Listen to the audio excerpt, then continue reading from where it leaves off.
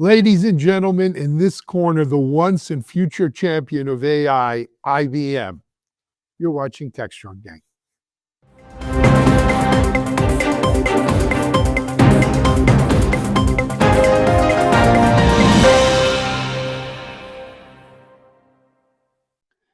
Hey, everyone. Happy Thursday to you. It's been a crazy week. It's Thursday already.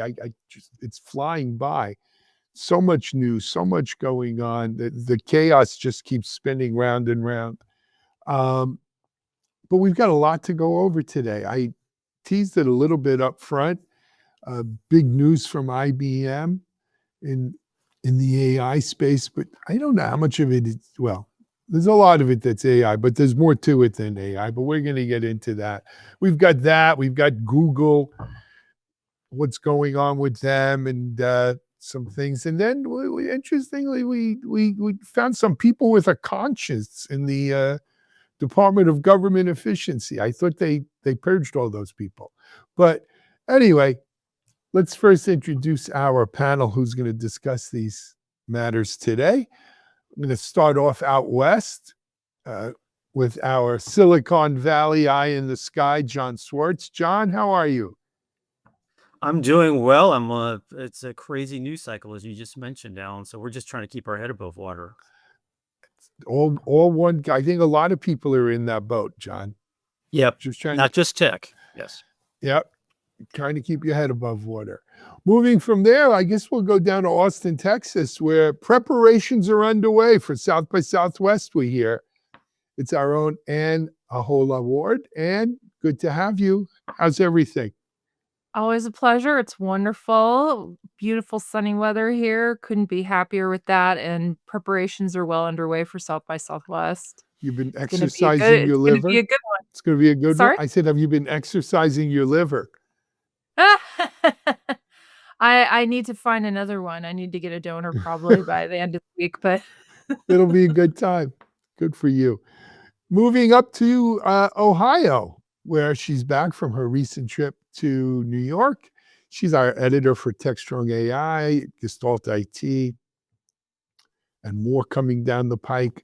Sulagna Saha. Hi, Sulagna. How are you? Hi, Alan. I'm good. Thank you. Good. It's great to have you. Thank you. Yeah. Okay. And then finally, the Dean of Harrison, our Chief Content Officer, Mike Vizard. How are you, Dean? Harrison is in Westchester County, otherwise known as the central of all things IBM, because, well, just about everybody here who's in tech seems to work for IBM. Yes, the old Armonk. So Armonk isn't Westchester, is it? It's one county north, Putnam. But well, actually, Armonk is in Westchester. It's I forgot the other town they used to be where they had the big pyramid building that they abandoned a couple of years ago. Okay. I always thought it was Putnam, but could be, yeah. I mean, certainly. I mean, here, look, down here in Boca Raton is a big IBM town too, right? They have a huge office and presence in Austin as well. Yeah. And San Jose, California. They had the Cottle Road labs where my dad worked for 20 years. Yeah. I mean, look, they're IBM. They're everywhere. Yeah. They were. For more than 100 years. But some big news out of IBM. Mike, why don't you kick us off with this? All right, let's jump into it. IBM bought DataStax, which originally cut its name on this open source Cassandra NoSQL database. It was more of a higher performance database than your average document database. And it got a solid following. And then DataStax extended its reach into vectors and their ability to use that as a foundation for training models. And then they also built a more elegant alternative to LangChain, which you can use for training the models. And it's one of the LangChain being widely used open source tool, but it's a little cumbersome. So DataStax has this alternative. John, you wrote this story, but what are they saying in the Valley about all this? Because, here at one point, IBM was supposed to be, the next overlord and Watson and Jeopardy. And then suddenly they were chasing everybody. I think the same applies to Silicon Valley. They're almost, I hate to say this, given the presence that I just mentioned that they had in San Jose for so long, they were the tech company here. They're an afterthought in the valley. They're rarely talked about. They have a presence, but it's tucked up in the hills in northern San Jose. Um, in a sense, when we talk about the AI race, IBM is rarely mentioned here, and the only reference is to Watson, and that's from years ago. So this idea that IBM is acquiring DataStax is interesting. I mean, it's a move by IBM to kind of turbocharge its Watson X portfolio and kind of make the use of generative AI within enterprises kind of accelerate that. Um, it's important. It's just, Mike, it's here. It's so interesting the way things develop here. And this is not so much about IBM, but about just the perception of companies here. They are the hot company for a few years, like IBM was. Then Microsoft was the anti-IBM, and then Google became the anti-Microsoft. Apple is the anti-everything. They have their runs, and I would even venture to say that a company like IBM is starting to get a little long in the tooth. Excuse me, a company like Apple is starting to get long in the tooth and being considered kind of an older fuddy-duddy type of company versus the upstarts. Unfortunately, that's the culture here, the new shiny object. So the announcement by IBM is interesting. It will have an impact, I would assume, among some of the customers that already use DataStax and financial services. But for the most part, it's kind of under the radar. I mean, it's a data grab, right? I mean, it's the AI gold rush for data. I have nothing but good things to say about IBM because they were very good to me. I was in their futurist program for a very long time. They flew me around the world to just try products and tweet about it. It was really fun. But I think being cool in Silicon Valley is something that I used to care about, and I don't anymore. It's very freeing. But I mean, it's essentially the future. You're living in the future when you live in Silicon Valley. And that means a lot of sacrifice to your day-to-day life. It also means that you're a startup or you're nothing. And so I don't think that that's really necessarily a gauge of success. IBM has had the staying power up beyond any other tech company. And this just shows you how they plan to continue to evolve and thrive. The one thing I was going to mention too was the idea that Silicon Valley reminds me. You sparked this, man, of Hollywood. You're hot, you're in, and then you're discarded until you come back and do something again. So there are all sorts of companies and individuals who are the person of the moment who went away. So staying power is really important. And you're right, IBM has been around for more than 110 years, I think. I remember doing one of those 100-year stories years ago.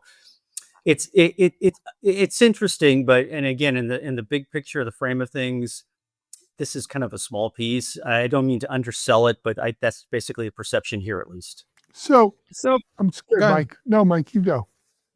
So the thing with IBM is they obsess about the monetization, and rightfully so. But what happens is every time they do something new or interesting or they acquire it, they shove it in this kit bag that they give to IBM Consulting, who then goes down and visits all these enterprises and integrates all that stuff into these global 2000 companies, and that's the business model. And so that's why every time they acquire something or they do something innovative, it just kind of falls by the wayside, because when it comes to actually implementing it, there isn't really a push to build a platform and invite developers. I mean, they talk about doing that stuff, but on the execution side, they just blow it every time because they're kind of obsessed with being a consulting company at the end of the day. In fact, they just unveiled their AI integration consulting services around agentic AI, which is supposed to help companies embed generative AI more safely and expedite the adoption just yesterday, I think. But I feel like IBM may be onto something. I know they got leapfrogged a bunch of times, even though they were really one of the first people in the AI race.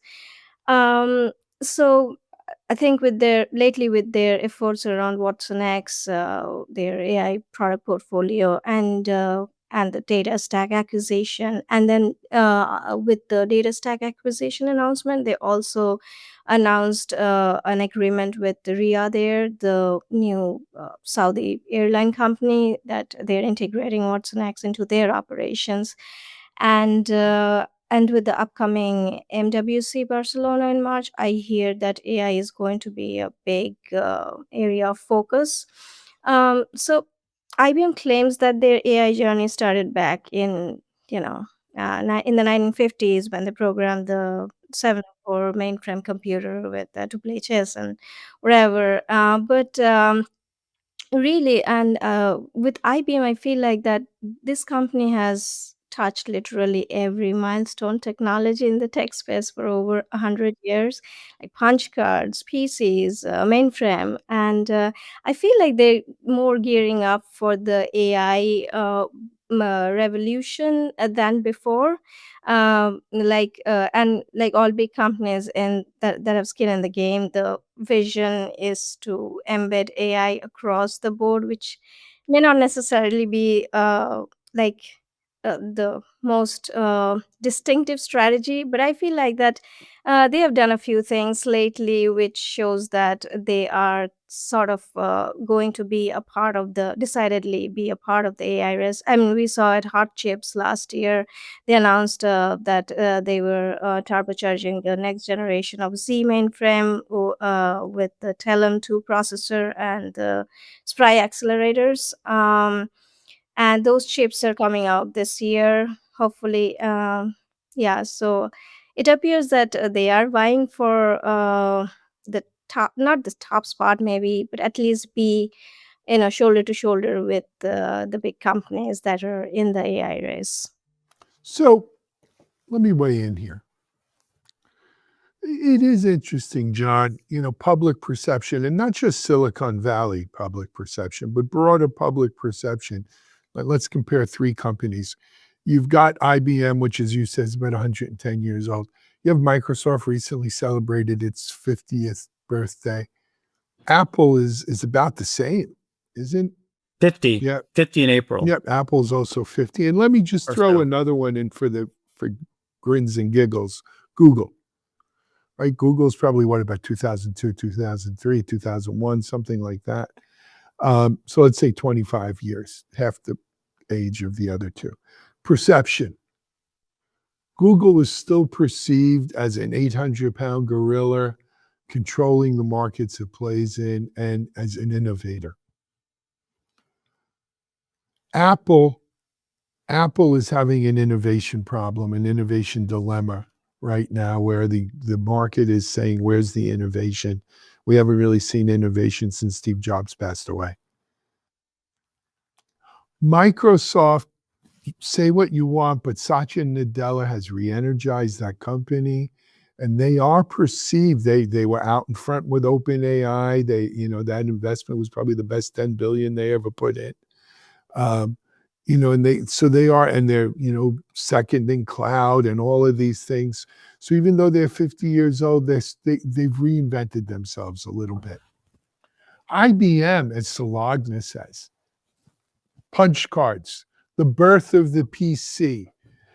The first time we started thinking of AI was Watson and the chess game and all of these things. They have a 100-year history of leading innovation. The Power PC chip, they don't get enough credit for that. When we look at what ARM is today and all of that, look what they did for those chips, the non-Intel chips, mid-range computers, mini computers. So many innovations that come out of there. Exotic materials, quantum computing, they're still a leader there. But the MO is they're first with these things. They're out ahead because they do plow money into R&D and give them credit. And they do buy and acquire a lot of companies. Give them credit. But somewhere along the way, as Mike says, those accomplishments go out of the hype cycle, not necessarily into the trough of disillusionment, but they level out and you don't see them. And part of it is because they're not necessarily, like Broadcom does this too, they're not necessarily looking for new customers. They just want to go deeper into the customers they already have. And so the customers they already have say, hey, do you have the IBM AI built into your stuff? Yeah, I think so. My IBM guy put it in or whatever, or, they talked about it. So kudos to IBM for being able to kind of surf that wave all of these years. But I think the key to their success is not necessarily surfing the fastest, the highest, or the hardest. It's staying right in the in the top right quadrant of the pack, but not necessarily in the lead. Now, I do want to talk a second about DataStax stuff because I'm a startup guy. And let's give a big shout out to the DataStax people. You want to talk about pivoting and reinventing yourself, right? These were a big data company with Cassandra, right? NoSQL database. Jumped on the vector database bandwagon early on when, companies frankly like Mongo that had a vector database solution didn't realize what to do with it. And they went that route with the vector database and then took it the next step. And now they're being sold here as an AI company. There's OpenAI, there's Anthropic and DataStax. When did they become an AI company?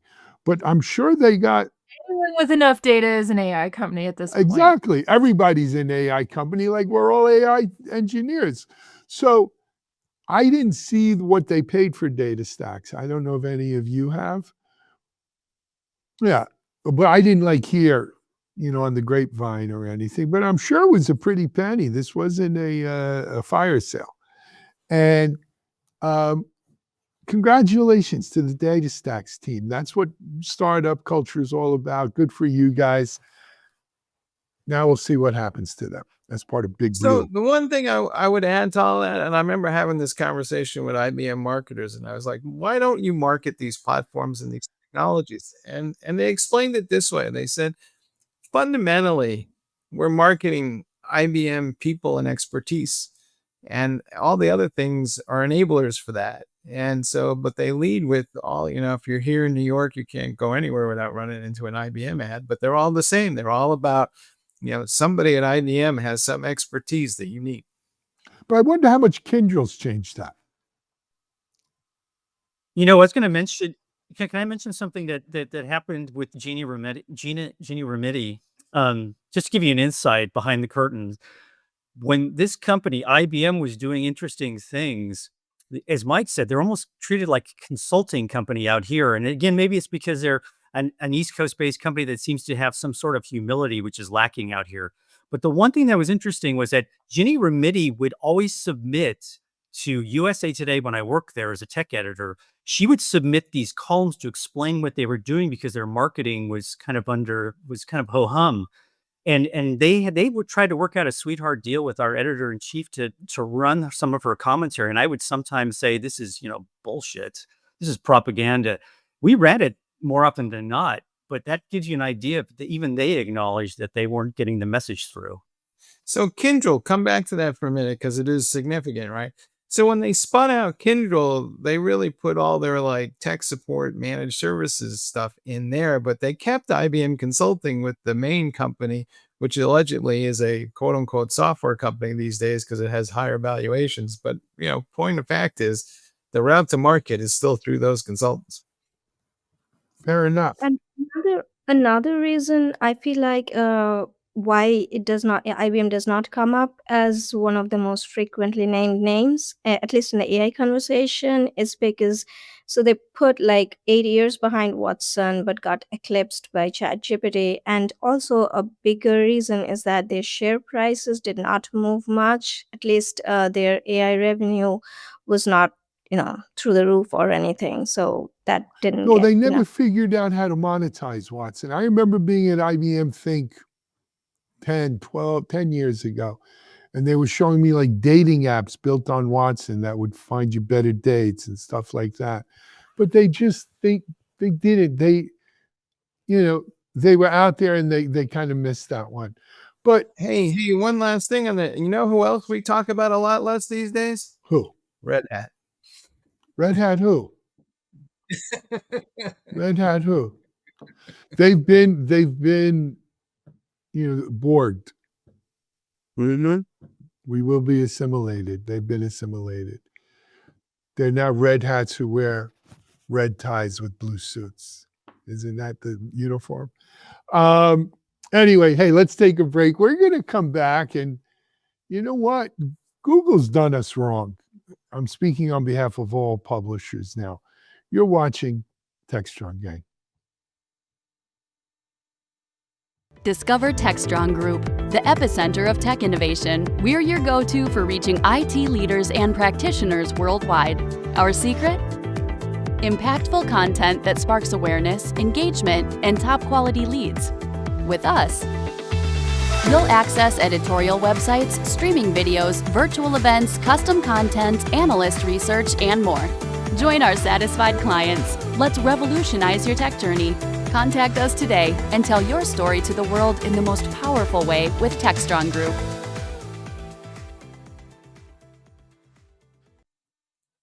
Hey folks, we're back and we're talking about a lawsuit actually involving Chegg, which is a publisher of medical information, and they're suing Google over their AI summarization capabilities. And it's interesting. I'm not quite sure what the legal grounds are, but one of the claims that they're making is that this AI summarization capability is hollowing out the internet and the knowledge thereof because it's just summarizing everything. And if you watched the previous episode of Tech Strong Gang, we talked about whether or not AI was making us all stupid. And this is part of that kind of conversation. But the question then becomes, is this, and we'll start with you, is this kind of shift here with these AI summarization is going to ultimately wind up killing all the companies that create the content, and then therefore we won't have anything on the internet that's worth looking at anyway. So, Well, great question. I would argue that content creators were already under siege. Monetizing based purely on traffic has been a business model that's been failing for some time. I mean, you remember when people used to make money from ads from banners, banner traffic, skyscraper ads? That's been leveled out. Um, I think it's interesting because to me as an SEO, keep in mind this is what I do all day every day. It's not really that different from Google Answers. Google Answers, where it asks a question and it answers it. This is sort of just a rehashing of that. But I think that the crux of the lawsuit is that Google is eroding the demand for original content, which I don't actually agree with. I don't think that AI generated summaries necessarily reduce the need for people to read and want more information. Does it give them at a glance? Does it give them a link? Yes. Undermining publishers' abilities to compete was another point, which I think is probably a fair point to make because they are essentially taking snippets of it and benefiting from it. So I think that the Perplexity model is a little more democratic, where they're brokering partnerships with New York Times and other big publishers and saying, "Hey, let's work out a financial arrangement." Google doesn't really do that. Any arrangements they make with Twitter, LinkedIn, these social media sites that they've done for years have all been sort of quiet partnerships, right? I like the fact that Perplexity discloses, but you're talking about 120 million searches a month versus 130 billion, right? So the economies of scale aren't there. Um, but the other argument was that they're creating a hollowed out information ecosystem. Basically, that it's gonna lead to a decline in quality and trustworthy information. Well, can we put that at Google's door? It wasn't that happening anyway with disinformation and other things happening? Are they making it worse? Probably.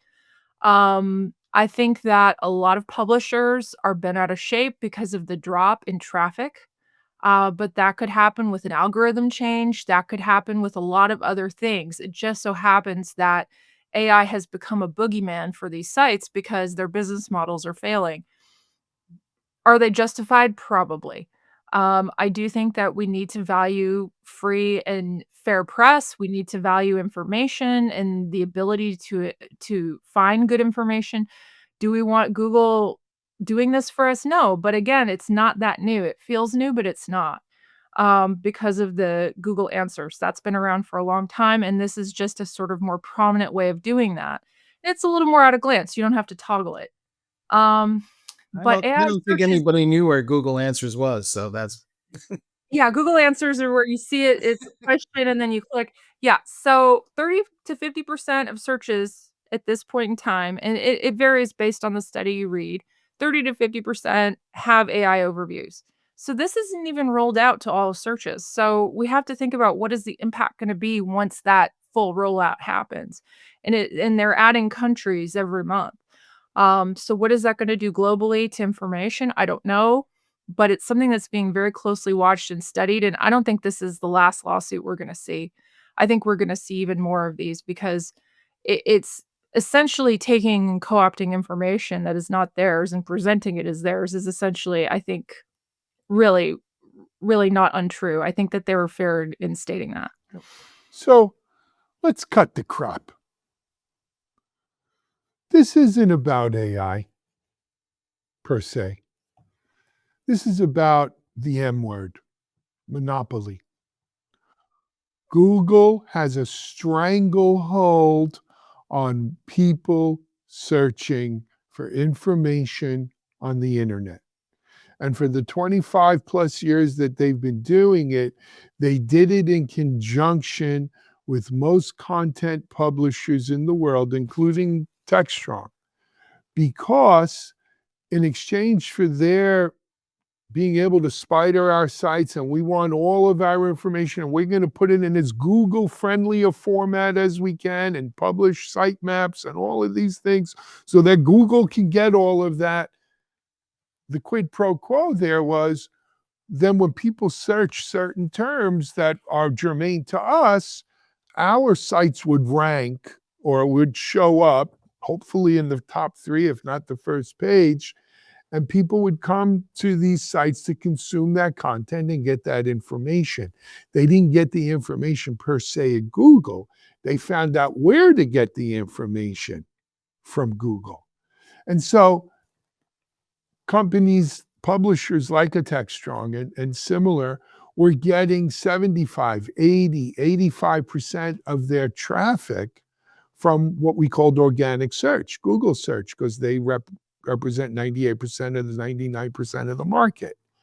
Now, starting with Google Answers, which was clunky and not as elegant maybe as the AI stuff is now, Gemini, Google made a concerted effort to say, we don't want to lose that traffic. We don't want to send that traffic to other people's sites. We want to keep that traffic here so we could serve them ads, so we could gather more information about them, so we can do what we do to monetize these things, right?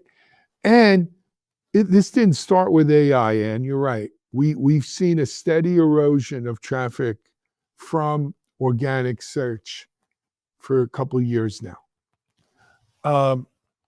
But the quid pro quo is still there. Well, if you're not going to send me traffic, don't use my information. Because you are now monetizing my information without my permission. And the same way we're mad at OpenAI and we laugh at OpenAI talking about DeepSeek using OpenAI's information when OpenAI didn't pay for that information either. Well, I got news for you. Google didn't either.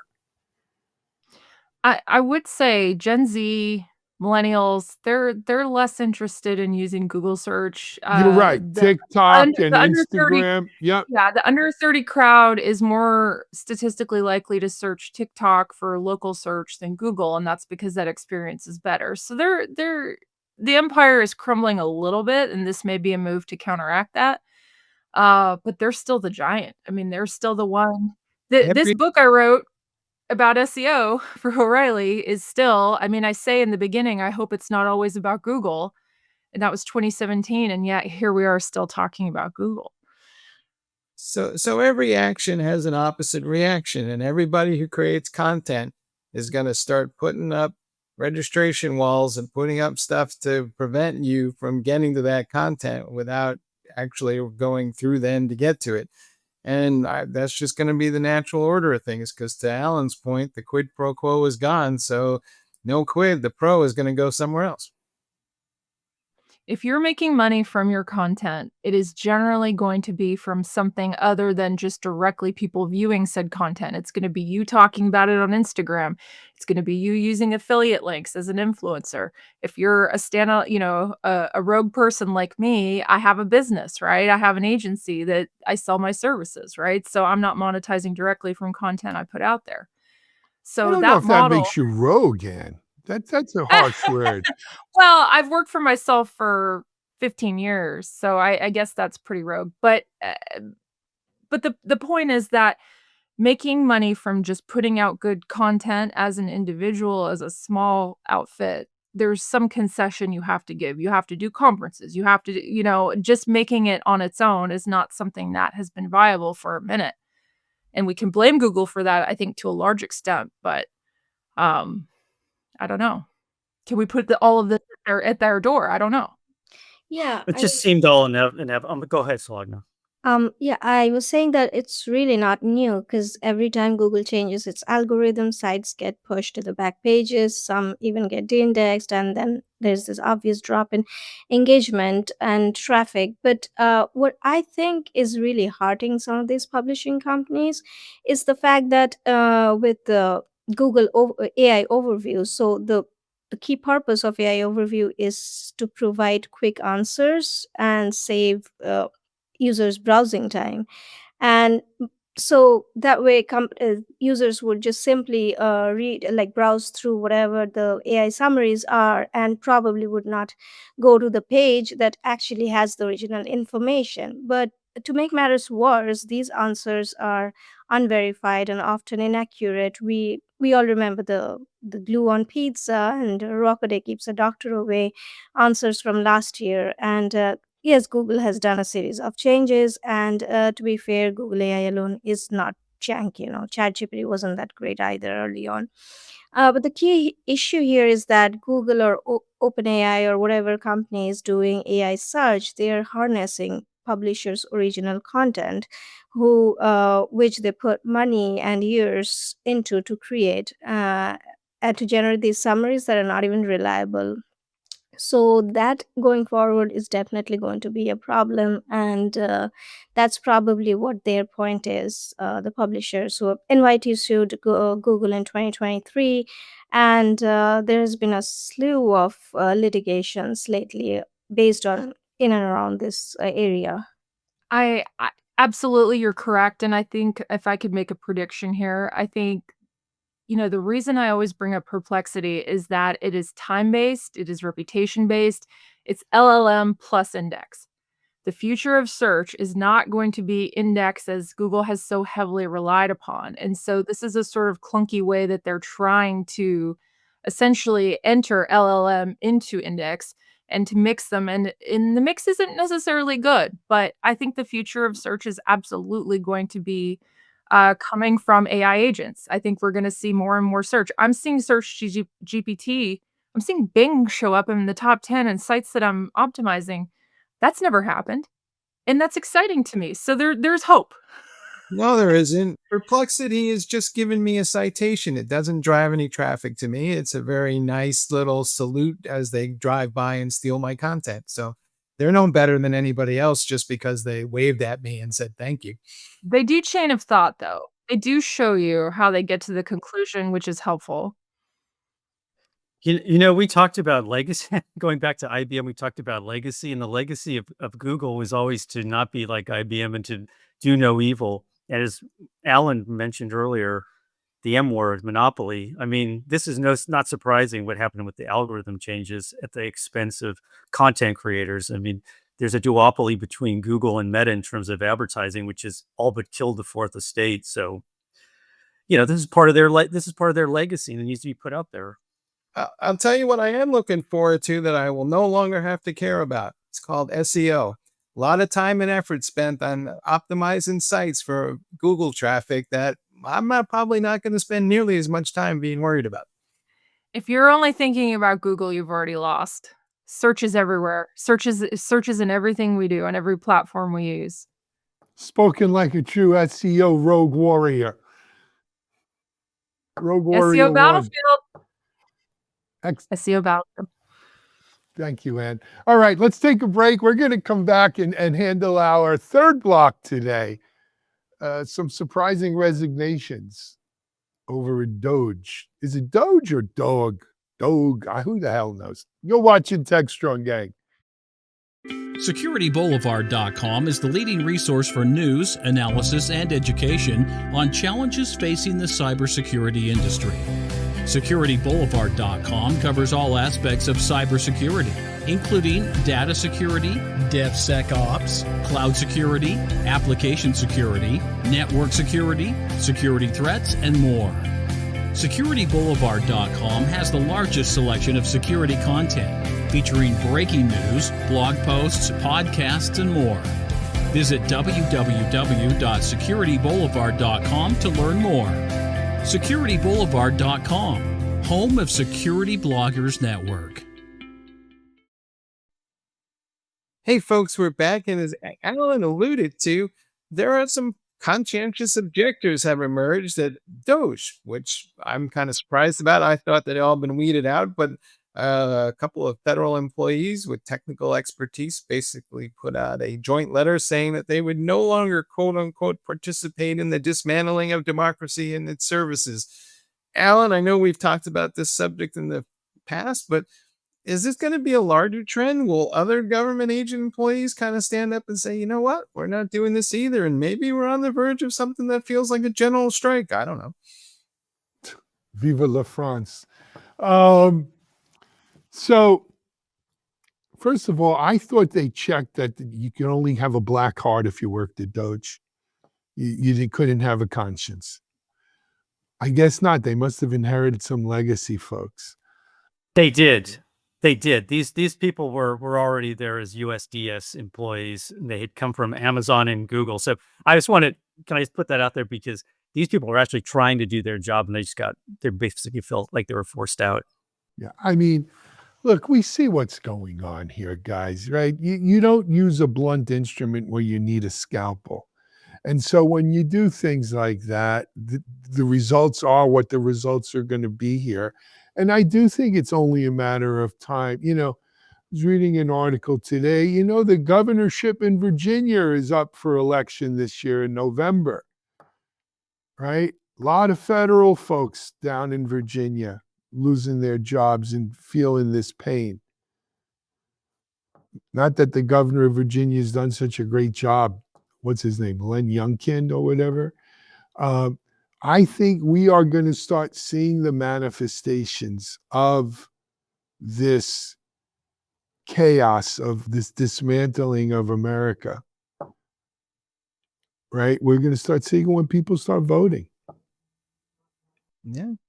I would say that to give credit on the other side of that governor conversation, the governor of New York said she's excited that there's a bigger pool of talent to hire from, and she's inviting all those DOGE people and laid off government workers to apply for jobs in the state of New York. Yeah, these were engineers, data scientists, product managers, designers. They're talented people. And they got thrown under the aegis of Musk, who, is the worst boss ever. So more power to them. They also were reacting to layoffs of their peers. There were 40 layoffs just before that. And plus, these individuals were being questioned about their political loyalties as part of their job, which is just absolutely absurd. But then again, we're used to this now. It's almost McCarthy-esque, isn't it? So in a lot of ways, though, this kind of resembles how layoffs often get handled in private companies, right? What typically happens in a lot of organizations, especially the larger ones, is somebody comes up with a number and says, we're going to cut 5%. And then, who gets cut is just generally Time out. Don't even go there. Don't go. This is not a 5% cut. These are people doing searches, looking for things like diversity or inclusion. And if it has that word in it, they cut you out, whether it's 2%, 5%, or 50%. Has nothing to do with that. This is a political hit list kind of campaign here, right? This is not your company-wide, we got to cut 10%. They're targeting specific enemy lists and specific kinds of programs that they deem not in line with their worldview.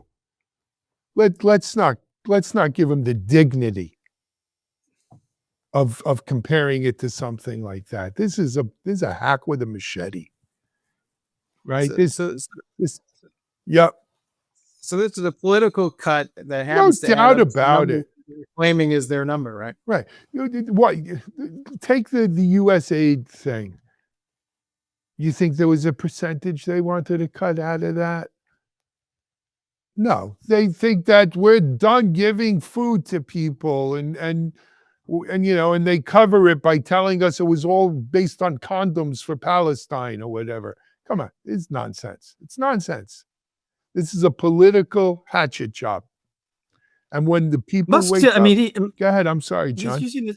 Yeah, so Musk is using the same playbook that he did at Twitter, right? He gets rid of the people that he thinks are politically infused. But in this case, I sometimes think you give him too much credit. I think they're just blindly cutting like wild. I mean, it is precise in terms of certain people, but I also think they're not. This is just like a wild free for all and slashing, Right. and I don't think they're putting a lot of thought. I forgot what agency it is, but they cut him one week and had to hire him back the next week because they figured No, there was he knew. nothing important. It was just the nuclear engineers. No big deal. I mean, they got so drunk with power that they've cut so many people that they realize, oh, wait a second, we can't run that operation now. And then you're seeing this in these town hall meetings. It's just incredible pushback because services are being denied. But I mean, this is part and parcel of their crazy plan. And then they're not complying. The courts are saying, no, you have to do these things, and they're not doing it. Look. I mean, there's 14 states pushing legislation to stop Elon and what he's doing. I don't know how successful they will be, but I expect after an attack, there will be a counterattack. This is America. We're not going to take this lying down. We're going to fight for what we believe in. And yes, it's gross. And yes, it's undignified, but it's also part of the democratic process. And I think democracy is going to see the greatest test it's seen, since its inception. I really do. And I'm ready to fight for what I believe in. I'm not going to just sit and read news and get mad. I'm going to do something about it. I'm going to lobby. I'm going to maybe even go to a demonstration. I don't know. I'm kind of scared of public anything. So and I live in I Texas. was in New York. I was in New I'm York. going to do what I can do. Yeah, no, I was in New York this week and down Broadway, and it was freezing out. But down Broadway came a demonstration of hundreds of people chanting, hey, hey, ho, ho, Eric Adams must go, right? And stop the immigration. And because what happened there was a travesty. I've had friends reach out to me and say, hey, on Techstrong Gang, should we talk about politics or politically charged subjects? And I think we have a duty, and to your point, we have a duty to. Because history shows us, if you sit back quietly and, as you say, read the news, you're a collaborator. At Nuremberg, the I was following orders defense didn't hold water. I'm not saying these are Nazis, so we're not going there right now yet. But you can't sit by quietly. If you are a patriot, you have a duty to speak up for what you believe in. John? Oh, I don't think we have a choice, actually, because the people that we cover are part of this movement.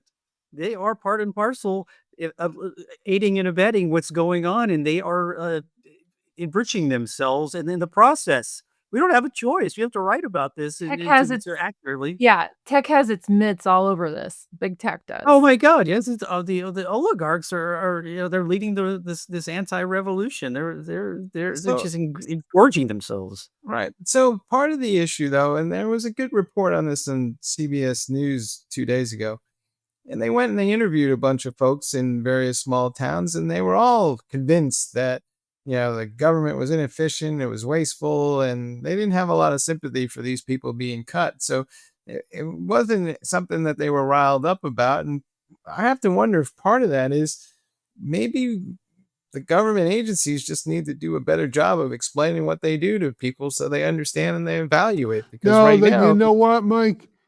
This is the opposite of NIMBYs. Until it's in their backyard, they don't give a crap. But when their daughter gets laid off, or their son all of a sudden can't go to school, or their milk goes bad, or their farms go bad in the field, then all of a sudden stuff hits the fan. And what the heck's going on?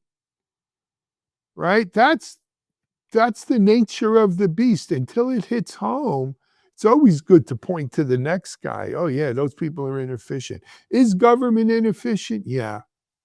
Is it almost by design? Yes. Is it the best of the worst form of government that we've ever had on this planet? Yes. Right? And so, if you're okay throwing babies out with bathwater, go ahead. Right? But that's what's going on here. So, and we shall see where the chips fall. To Ann's point, right? This is still America, I think. And I think, We still have democracy. We still have yeah. checks and balances. And those It does not people in change who those, we I are. don't care what map they show you, all of those people in those little towns don't equal all those people in cities and suburbs and so forth, where most of 80% of our population lives. And as a wise man once said, if you throw stones, make sure that you're not living in that glass house, because they'll come back the other way. I have to think about what my late father used to always say in these situations. Pigs get fat, hogs get slaughtered. Yeah. Yes. All right. But hey, more power to those conscientious folks who showed they do have a conscience and a heart and stood up for what's right. So we need more of that in America. Guys, if that's it, I think we're going to call a wrap on this version of the Techstrong Gang. I can't wait to see what we talk about tomorrow. It's Friday. And Sulagna, John, Mike, thanks for joining me. I'm Alan Schimmel. You've just watched Techstrong Gang. Stay tuned. We have a full Techstrong TV schedule for you coming right up. Till then, we're out.